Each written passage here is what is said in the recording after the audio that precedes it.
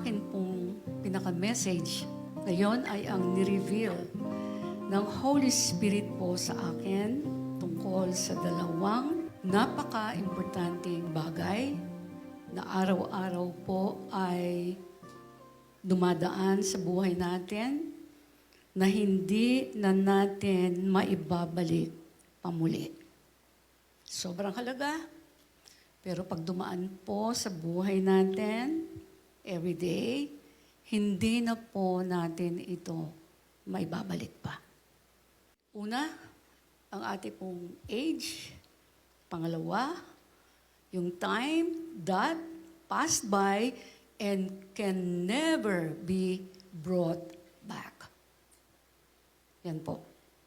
Napakalaga. So, yan pong dalawang, yan, ang age at time na lumipas na ang napakalaga sa buhay natin sapagkat pag lumipas na ito, hindi na ito may babalik pang muli. Well, lagi ko po pinapaalala sa mga messages ko na tayo po ay nabubuhay sa timetable ng Diyos. Meron siyang timetable sa buhay po ng bawat tao. At meron din siyang timetable sa mundo. Yan po ang magandang pinahiwatig sa Proverbs 19 verse 21. Tingnan niyo po ang sinabi rito. Many are the plans in a person's heart, but it is the Lord's purpose that prevail. Parang kahit ano po ang ating iplano, ang gusto pa rin ng Panginoon ang mangyayari. Yan pa lang po, sa binasa ko, napakarami na po kayong makukuha dyan. Parang sinasabi rito, kung gusto niya magplano, pwede naman. Wala namang magagalit. Kaya lang, parang pinapahiwatig dito kapag hindi nyo kasama ang Diyos sa plano nyo, mag-aaksaya lang kayo ng oras. Maraming mawawala kapag hindi kasama ang Diyos. Nakuha niyo po. Okay. So marami tayong, sa Tagalog po, yung binasa ko, marami tayong mga pinaplano, ngunit ang kalooban pa rin ng Panginoon ang masusunod o mangyayari. Well, alam po natin na ang age o edad ng tao, nandyan lang yan. Ang time o oras, nandyan lang din naman. Pero kahit dumadaan ang mga ito, pareho silang hindi nakikita ng pisikal nating mga mata.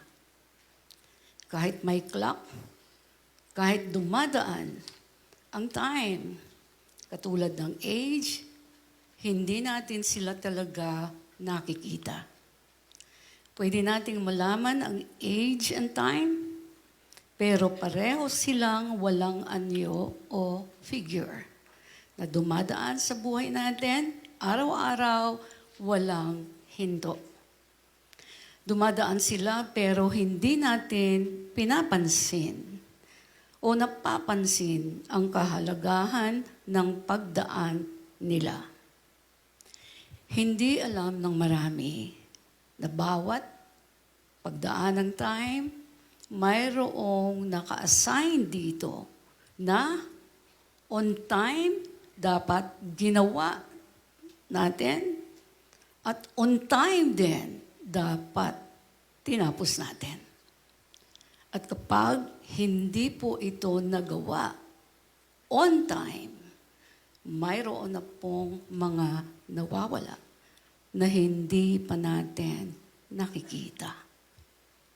Isa na rito, ang oras na lumipas na kasama ang pagtanda at pagkakataon na magawa natin ang bawat purpose ng Diyos sa buhay natin. Alam niyo po, personal ko po itong nakita sa buhay ko. At para maintindihan po ninyo, ang sinasabi ko kung gaano kahalaga ang oras sa bawat tao na may katumbas itong dapat ay ginagawa dun sa time na yon. Or else, marami na pong nawawala. Tingnan niyo po ang nangyayari sa buhay ko. Magpapatotoo po ako para makita niyo po ano yung time na hindi winaste ng mga nakakilala na o tumanggap na sa Panginoon. So ito po ang nangyayari sa buhay ko. And I believe part po nito, kaya ako nakatayo dito, kasama rin po ito. Dahil hindi ko po winaste ang time pagkatanggap ko po sa Panginoong Jesus as my Lord and Savior. Look at the example. Tignan niyo po. Nung nakilala ko po ang Panginoong Jesus, kahit hindi perfect at maayos lahat sa buhay ko, ang ginawa ko, tumutok ako ng tumutok sa salita ng Diyos. Yan ang una kong ginawa. So lahat ng nababasa ko na gusto ng Diyos, hindi ko ito iniwasan. Kahit sobrang mahirap. Why? God siya. Ba't ko iwasan? Alam ko, yun ang makakabuti sa akin. Kaya, batang Kristiyano pa ako, pag nabasa ko sa salita niya, poproblemahin ko na yan. Ibig sabihin, kung mahirap sundin, hindi ko siya iiwanan na hindi ko susundin. At pag sinunod ko yan, sa umpisa pa lang, it doesn't mean susundin ko lang siya sa umpisa lang. Then pag lumipas, ang ibang panahon, wala na yung napag-aralan ko. Hindi po. Kaya ibinibigay ng Panginoon ang kanyang salita upang maging gabay natin ito sa buhay natin hanggat humihinga po tayo. Okay.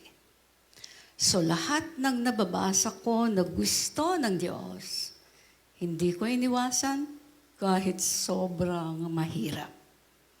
At nag-uumpisa po akong iwasan lahat naman ng ayaw po niya. Ganun yun eh. May relasyon sa Panginoon, tinututukan mo siya. Yung sinasabi niya, yung ayaw niya. Kung ano yung gusto niya, tutok ka, yun ang gagawin mo. Kaya mo nga pinag-aaralan yung salita niya. Para malaman mo ano yung ayaw niya at ano ang gusto niya. So, wala po akong iniwan na hindi ko ginawa kapag nalaman ko na ito ang gusto ng Diyos. Wala. Gusto niya eh. Di kahit mahirap sa akin, gagawin ko. Willing akong mawala ang lahat, iwan ang lahat. Kaya po yung testimony ng buhay ko, sinubukan ako ng Lord, talagang iniwan ko lahat, literal. Ito, sister-in-law ko. Alam niya, iniwanan ko lahat. Everything that I have. Business, lahat. Kaya alam ko po itong sinasabi ko. So, nalaman ko na inutos po niya, sabi ko nga, kung Christian ako, to preach the gospel sa buong mundo. Yan po ang Christian, lahat tayo. Inutusan ng Lord to share the gospel. Hindi pastor lang.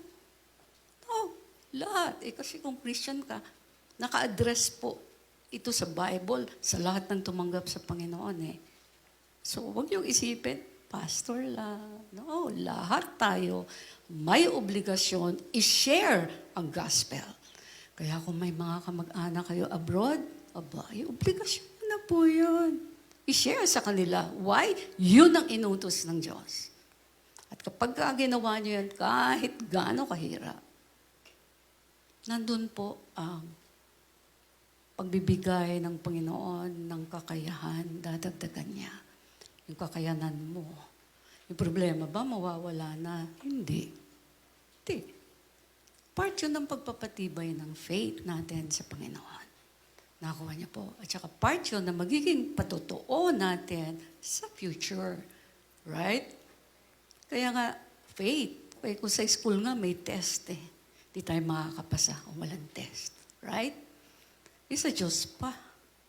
Nakuha niya po. So, nalaman ko nga po, na-inutos niya kung Christian ako, to preach the gospel buong mundo. Alam niyo, ginawa ko. Pinroblema ko po talaga yan para matupad yan. So, nag-start ako mag-share ng word sa loob ng bahay ko. Kasi yung makasama ko doon, yung kasama namin. Share ako doon. Ayan, alam ni Sister Abel lahat yan. Sa loob ng bahay. Then, sa mga naaabot na kapitbahay. Ako niyo po.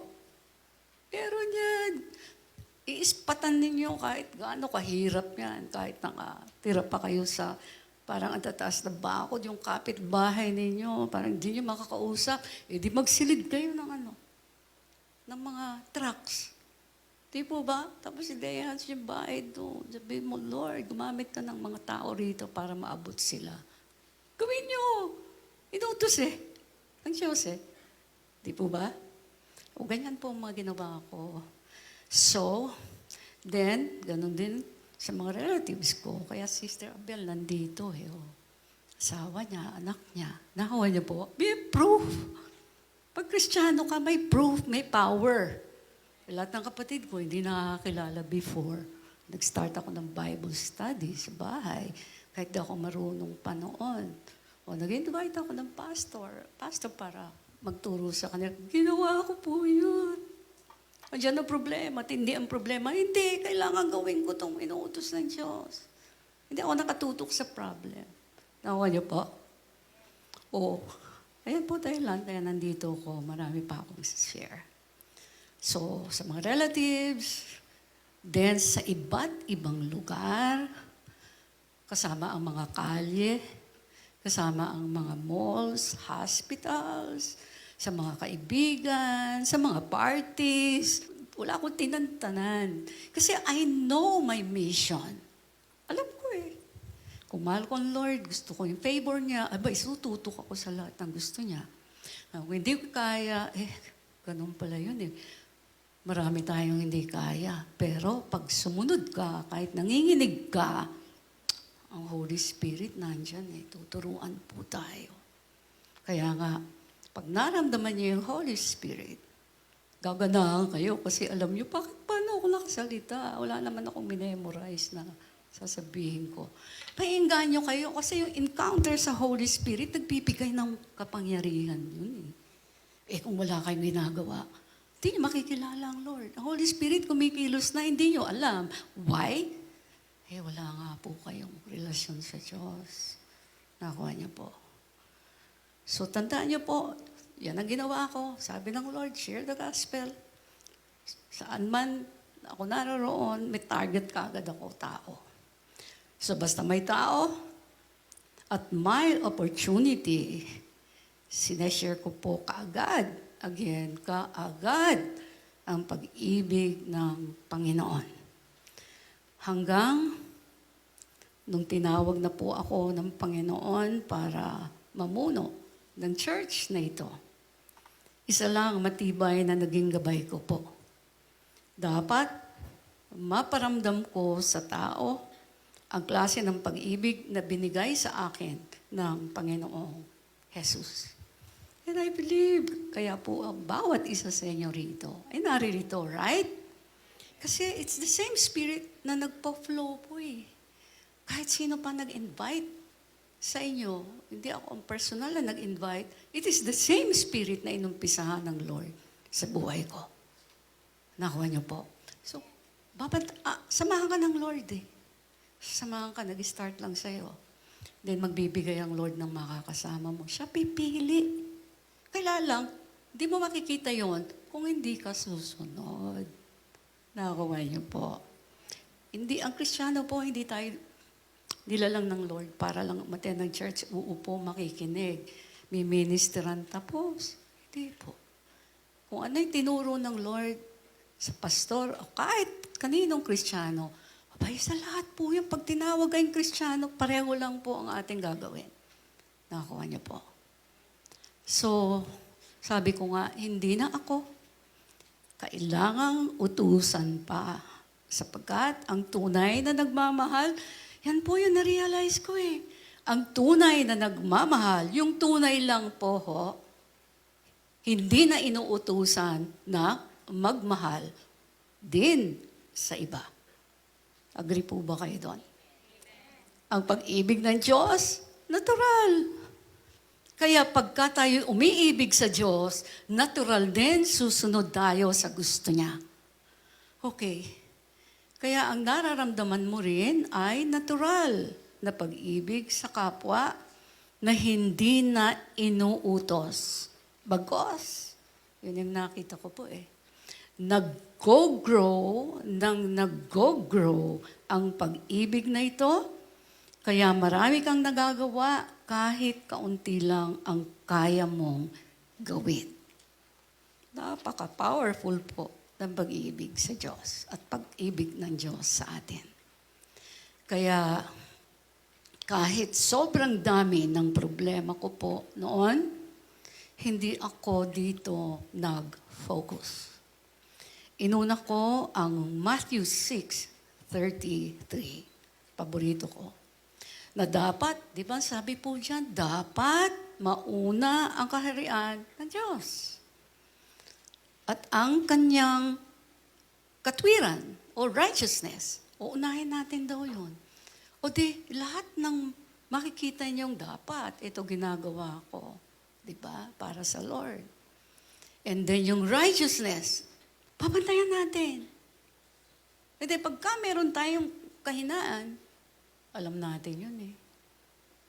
Kahit wala pa tayo sa Lord, alam natin yun pag masama. Ayun nga yung power ng Lord. Pagka nasa atin siya, hindi ka matitigil na hindi maging mabuti yung masama at tama. Okay. Kaya nga sabi, dapat ma-born again tayong lahat. Dahil ang natural natin, pareho lang tayong makasalanan. No, kaya sabi ng Lord, you must be born again eh. John 3:3. Diba? Yun. Makikita lang na born again ka kapag ang inuugali mo, iniisip mo, nasa puso mo, ginagawa mo, ay nagiging kahawig ng Lord.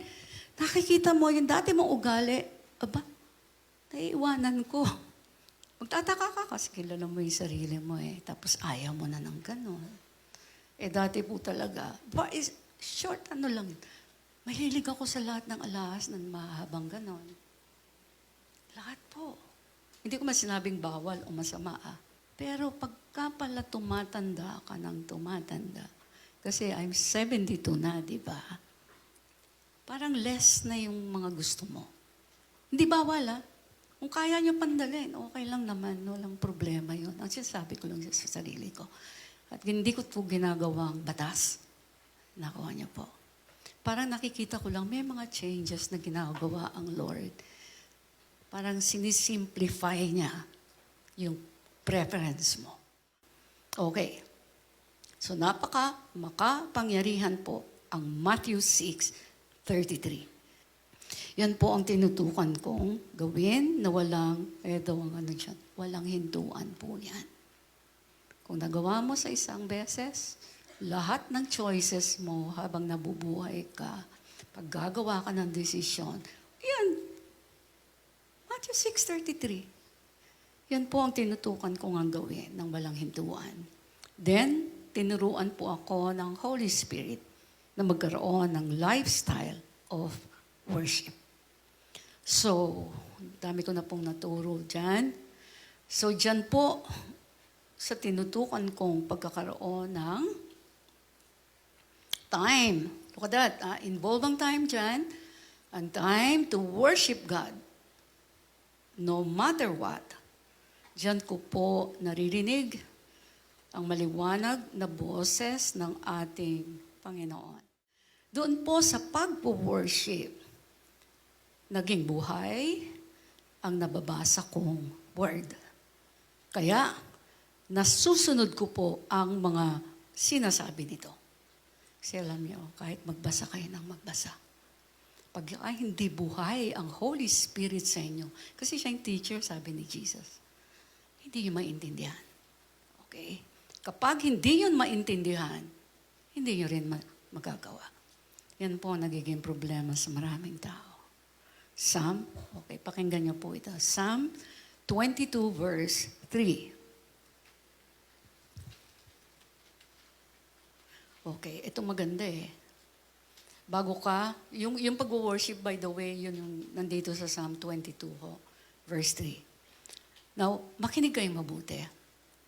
Bago ka makarating sa pag-worship, sa presence ng Diyos, bibigyan mo siya ng pagpupuri sa lahat ng ginawa niya sa iyo. Tingnan niyo po, ito sasabi ko ito sa inyo, hindi ko po yan, wala po ako nabasang libro rin dyan. Holy Spirit ulit sa pag-worship, tinuro niya.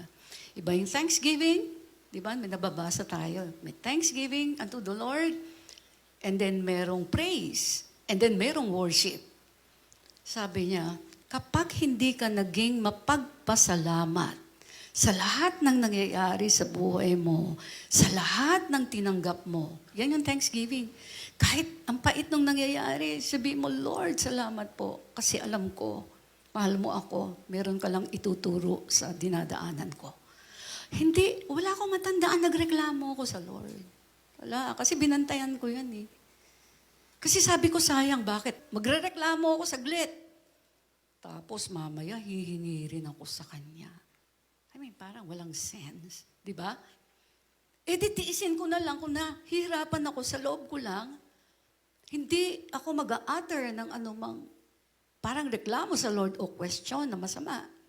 Naisip ko, ako rin ang mawawalan. It's either sundin mo ang Lord, ang God, buo, or huwag mo na sundin. Kasi may nawawala sa'yo pag hindi mo sinusunod. By the way, ang kinukwento ko po sa inyo, God ho, hindi tao. Kaya ganito ang treatment ko sa Kanya. Okay. So by doing this po, everyday yung worship, ang mangyayari, alam nyo, hindi mo siya makakalimutan everyday kahit masyado kang busy. Hindi. And the more mo siya di nakakalimutan, the more ka naman niya hindi rin makakalimutan o the more ka niya tututukan. Okay. Kaya ang Diyos po na hindi nakikita ay magpaparamdam, magtuturo, nagbibigay ng pag-asa, ng assurance kung paano Kanya tutulungan. Kaya nakaka-accomplish ka ng napakaraming bagay na alam mo hindi mo kayang gawin sa sarili mo lamang. Ano pa? At ililid ka niya to purely worship God. Sabi ko purely kasi iba yung prayer, ho. Iba yung worship. Kaya sinabi ko, ililid ka niya to purely, again, worship God. And this is not a prayer.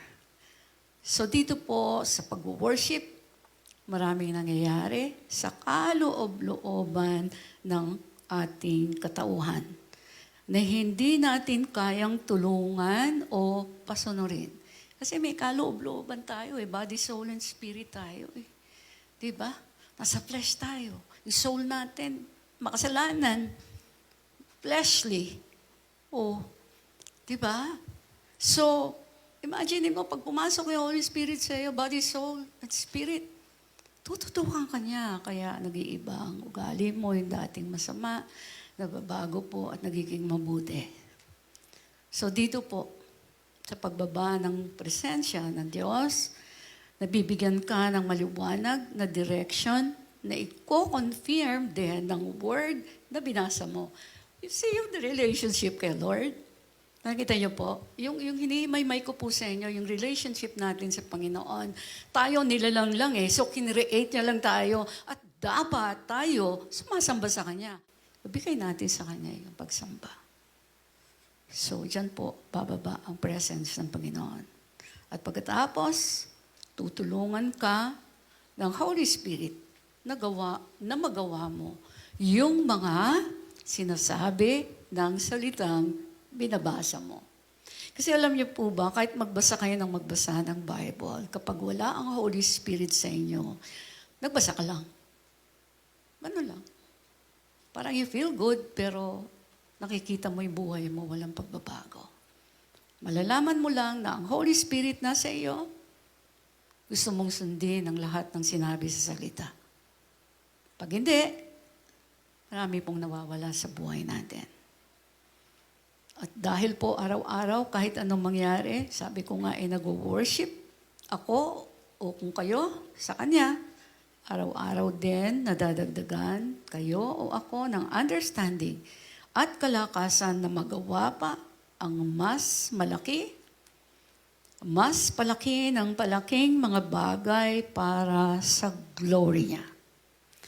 Well, nangyari ito sa paggamit ng time at age sa tamang panahon.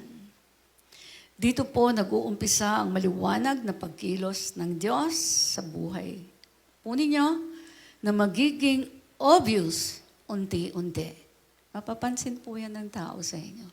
Marami nagbabago sa Kanya. At yun din po makaka-attract sa kanila para masharean po natin ng Word of God. So dahil po ang tunay na may relasyon sa Diyos ay nakikita sa paglago ng ginagawa natin para sa Kanya. Alam niyo po ang nangyari, yan po yung nangyari kasi sa akin. Ang nangyari sa akin, nakapasok po ako sa radio. 7 months pa lang po ang church na ito. Nagkaroon na po tayo ng radio ministry. At I believe 15 or more years bago ito na-stop nung nagkaroon lamang ng pandemic. Okay. At sa television po, umasok ako ng television at umabot po ng mga 4 years. Then, pinalawak pa ng Panginoon sa sumunod kong ginamit na platform. Ito na, yung worldwide outreach po natin through online ministry, the rock of my salvation. At alam niyo po ba, ang average viewers ko each week, pwede nyo ma-check yan, nandyan yan eh. Nakasulat naman. Pwede nyo ma-check, lalo na nung pandemic, umaabot po ako ng 100 plus thousand. Pinakamababa, 70,000. Nung pandemic na hindi po tayo makalabas. Ganun po, katindi. Kaya nakainam po yung pandemic din eh. Nakita ko. Nung nakita ko yung response ng tao, sabi ko, ang tao talaga kailangan pang pahirapan para pansinin ng Lord. Tinuloy-tuloy ko na yon. Kaya po, meron akong ministry online. So sabi ko nga, alam niyo po ba, ang average viewers each week ko po, 72 years old. 30,000 to 60,000. Imagine that. 72 years old. Ayaw paawat. Ayaw paawat.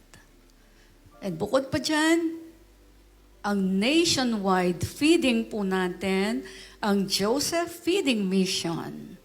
Yan po ang vision ng church natin na ibinigay ng Panginoon sa akin. Nag-uumpisa pa lang po akong mag-lead ng church na ito way back 1997 or 1998. Sabi ng Lord, magpapakain ka ng maraming tao sa time na marami ang nagugutom. Yun po ang nangyari. Kaya meron po tayong Joseph Feeding Mission. And now, sa age and time po na binigay ng Diyos sa akin, through the years na hindi ko po inaksaya, well, nandito po kayo sa harapan ko po na bunga ng pinag-umpisahan ko. Ano po yun? Through lifestyle of worship. Yan po yung lalong naramdaman ko yung loving and obeying the Word of God. And now, sabi ko nga, sa age and time na binigay ng Diyos sa akin through the years, na hindi ko po inaksaya, nandito kayong lahat sa harapan ko. Praise God.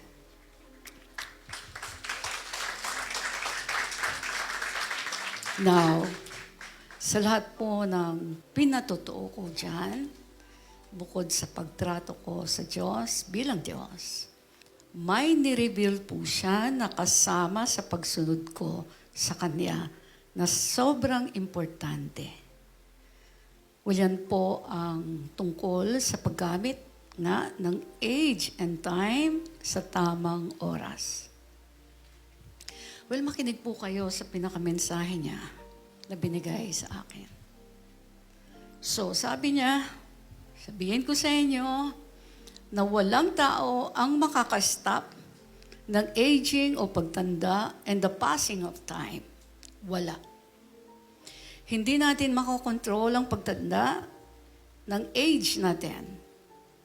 Hindi natin mapipigilan ang mababawasan na lakas as we age. Well, ganyan kalimited ang tao, sabi ng Lord. Sabihin mo yan sa kanila. So marami hindi aware, may ginagawa man tayo o wala, mayroong time na walang tigil, dumadaan, at hindi na ito maibabalik pa sa buhay natin. Katulad nga ng age o pagtanda. Kaya may sinasabing lost opportunities na hindi na maibabalik pa. Hindi na. Why? Kasi nga po, bawat oras at edad na dumadaan, hindi mo na ito maibabalik pa at mayroon ng mga nawawala dito. So ang pagdaan ng age and time ay hindi natin makokontrol o maiiwasan. Ang tao, maraming gusto na mangyari sa sariling buhay. Hindi po ba? Pero, kadalasan, ang karamihan ng tao hindi napapansin na ang time at age niya ay hindi siya ang may hawak o may control. Hindi po alam ng mga tao na may Diyos na nagplano sa buhay niya. Hindi para sa sarili niya, kundi para sa perfect plan ng Diyos na nag-create sa Kanya. Sabihin niyo po yan sa sarili ninyo. Hindi ako magpaplano sa buhay ko. Kailangan kumonekta ako sa Lord. Kailangan naririnig ko ang Lord. Ano yung gusto niyang pagawa sa akin? Or else, magsasayang lang ako sa buhay ko rito. Gewang-gewang lang ako. And then, ang end ko pa doon, distraction pa. Kasi wala ako sa Lord. Kaya marami pong gulo at kawalan sa ating mundo. Pag-isipan niyo po ito.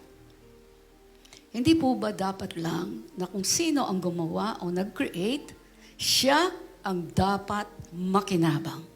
Tama po ba? Payag po ba kayo? Create kayo ng create, ang hihirap ng ginagawa niyo, tapos wala kayong pakinabang. Lahat ng invention, kahit anong tingnan niyo rito, in-invent, pinaghirapan po yan. Pero lahat ng naghirap dyan, lahat ng ginagamit natin, may pakinabang sila. Tama po ba? O ganon din po sa Panginoon. Kaya lang, hindi po nangyari kasi yan eh. Ang Diyos na nagbigay ng oras at buhay ay hindi sinunod ng tao. Kaya po natin pinag-aaralan na ang kahalagahan ng age and time para once and for all, makita po ninyo na ang time na inaaksaya ay magdadala sa inyo ng kahirapan at kawalan. Yan po mangyayari. Bira ang napapansin o nakakapansin na bawat pagdaan pala ng age and time, dapat mayroon tayong, pakinggan niyo mabuti, dapat meron tayong nagagawa at natatapos o nagbubunga na, ito importante, na nakaayon sa perfect na Word of God. Hindi ka pwedeng gawa ng gawa, pero ayaw naman ng Lord yun. Di po ba? Kumikita ka nga, kung nagsisinungaling ka naman, nandadaya ka pa, tapos hindi ka pa nagbabayad ng tax.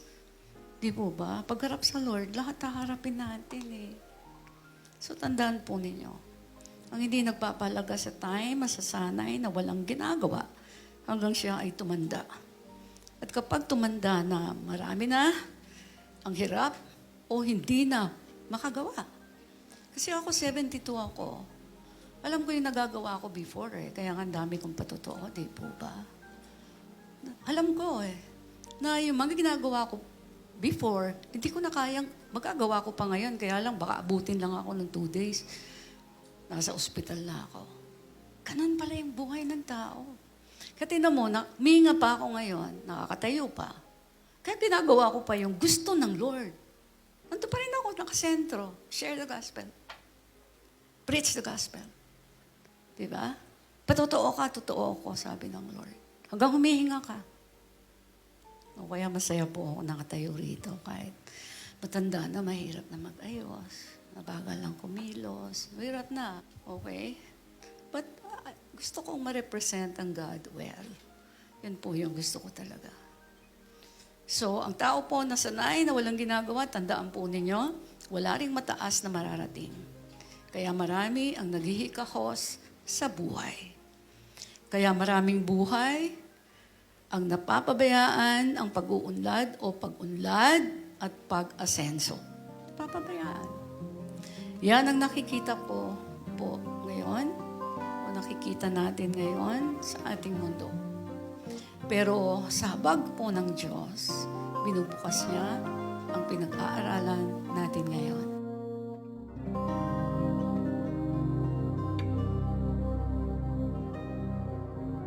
Hello and welcome to Trumps Go.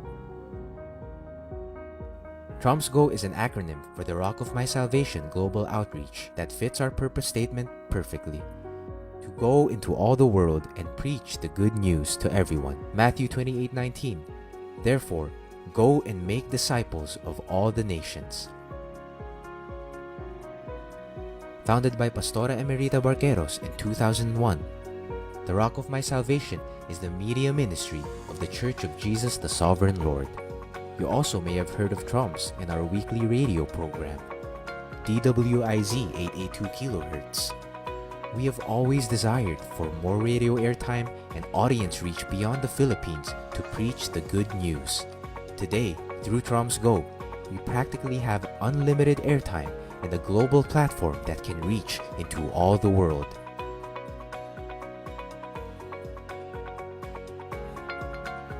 To accomplish our mission, Pastora Emerita is taking the preaching of the gospel to another level. We are excited to invite you to join the Trumps Go community. Once you become a member, here are some of the benefits and exclusive content that you will get to enjoy. Fresh visions and revelations about God's Word to Pastora Emerita. Receive your Now Word and make room for the life-changing presence of the Holy Spirit. Mentoring by Pastora Emerita. Master your walk with God, have your character and attitudes refined, and experience a 180-degree turnaround as you listen to never-before-aired preachings and insights released only to the community. Struggling to get through the week? Refuel here and receive refreshing word, biblical promises, real-life stories, and inspirational posts to cheer you on. Get an inside look as Pastora Emerita takes you behind the scenes of the making of her messages, her own lifestyle of worship, her journey as a pastor and a mom, and learn her secrets that led her to true success in life. Engage with the Trumps family as we share personal insights to Pastora Emerita's messages, host online discussions, Q&A, and create opportunities for you to serve and help build God's kingdom together. If you want to break free from problematic patterns and cycles of life and desire true and lasting change to become who God designed you to be, we welcome you to the Trumps Go community.